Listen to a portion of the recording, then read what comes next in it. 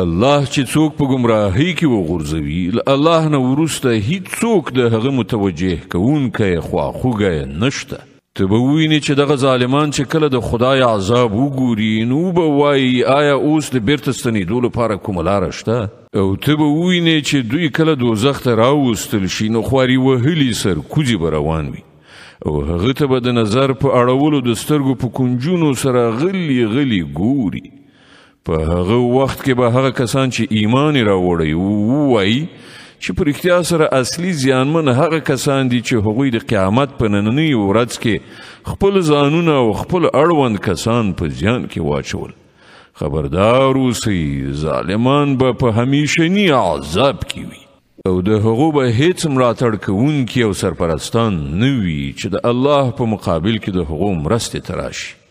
الله چې څوک په گمراهۍ کې وغورځوي د هغه لپاره د ژغورنې څه لار نشته.